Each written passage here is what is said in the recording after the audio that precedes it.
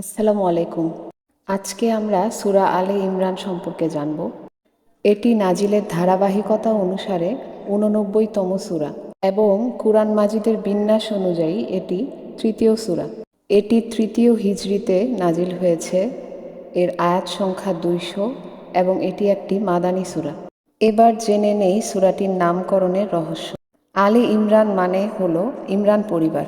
মারিয়াম, ঈসা ও ইয়াহইয়া ছিলেন ইমরান পরিবারের সদস্য। এই সূরার বেশিরভাগ আয়াতে ইমরান পরিবারের আলোচনা জায়গা পেয়েছে।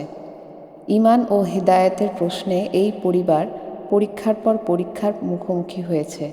আবার ধৈর্য ও আল্লাহর উপর চূড়ান্ত ভরসার মাধ্যমে তারা সেসব পাহাড়সম পরীক্ষা উতরেও গিয়েছেন।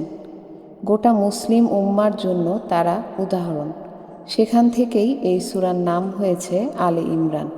এবার এই সূরার শানে নজুল সম্পর্কে বলছি। যখন মদিনার ইহুদি গোত্রগুলো দেদাস্যে একের পর এক চুক্তি ভাঙছে এবং চুক্তি তো ভাঙছেই, আবার গোপনে মক্কার মুশরিকদের সাথে হাতও মেলাচ্ছে, তখন নবীজি ইহুদি গোত্র বনু কায়নুকাকে মদিনা থেকে উৎখাত করতে বাধ্য হলেন। এই ঘটনায় বাকি ইহুদিরা ক্ষেপে গেল। এমনিতেই বদর যুদ্ধে হেরে গিয়ে মক্কার মুশরিকরা ক্রোধের আগুনে ফুঁসছে, আর সেই আগুনে ঘি ঢালছে মদিনার ইহুদিরা, যার ফলে বদর যুদ্ধের ১ বছর পেরোতে না পেরোতেই ৩,০০০ সৈন্যের বহর নিয়ে মদিনা আক্রমণ করতে মক্কার মুশরিকরা হাজির হয়। যুদ্ধ সংঘটিত হল উহুদ পাহাড়ের গোড়ায়। নবীজি ১,০০০ সৈন্য নিয়ে মদিনা থেকে বের হলেও পথে ৩০০ মুনাফিক কেটে পড়ে। বাকি ৭০০ জনের মধ্যেও ছিল কিছু দুর্বল ঈমানের অধিকারী। নানা বিশৃঙ্খলায় যুদ্ধে মুসলিমদের উপর বিপর্যয় নেমে আসলো। এ বিপর্যয়ের কারণে মুসলিমরা যখন চিন্তিত, আল্লাহ তখন নাজিল করলেন সূরা আলে ইমরান।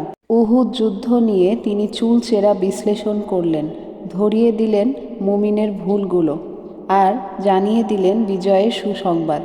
এবার আমরা সূরাটির ফজিলতে চলে আসি।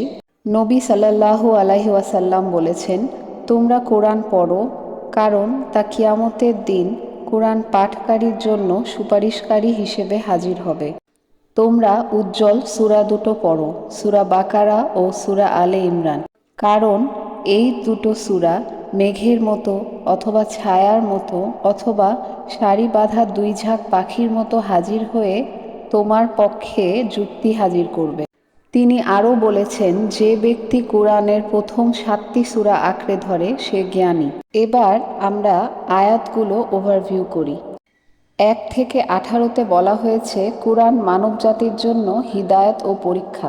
১৯ থেকে ৪৪ ইসলাম কেবল কিছু আচার অনুষ্ঠান নয়, এবং কে নবী হওয়ার যোগ্যতা রাখে তা আল্লাহই ভালো জানেন। ৪৫ থেকে ৬৩ ঈসা আলাইসাল্লামের জন্ম ছিল বিস্ময়কর, কিন্তু তিনি আল্লাহর একজন রাসূল ছাড়া আর কিছুই ছিলেন না।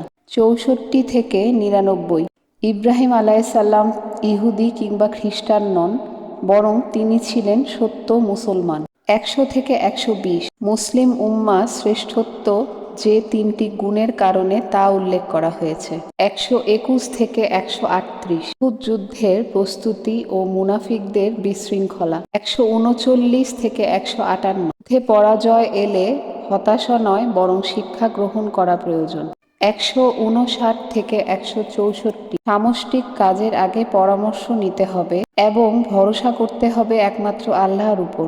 ১৬৫ থেকে ১৮৬ দানের ক্ষেত্রে কৃপণতা করা যাবে না এবং জানমালের পরীক্ষা দিতে হবে।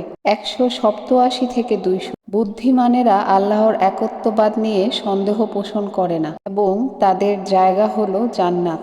এবার এই সূরার রিফ্লেকশন নিয়ে আলোচনা করি। মারিয়াম আলাইহিসসালাম যেমন জাকারিয়া আলাইহিসসালামের সান্নিধ্যে একজন মহিয়সী নারী হিসেবে গড়ে উঠেছিলেন, এই সুবাদেই তিনি হয়েছিলেন এক সম্মানিত নবীর মা।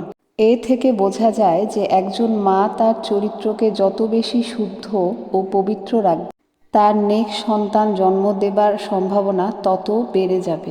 এই সূরায় আমরা আরও জেনেছি কিছু শব্দ, যেগুলো হলো আল হাকিম, আল ওয়াহাব। হাকিম অর্থ প্রজ্ঞাময় বা বিচক্ষণ, এবং হাকিম কথাটি এসেছে হিকমা থেকে, যা অর্থ ঘোড়ার লাগাম, এবং ওয়াহাব অর্থ মহান দাতা। এবং এই শব্দটি এসেছে হিবা থেকে। হিবা অর্থ কাউকে কিছু দেওয়া।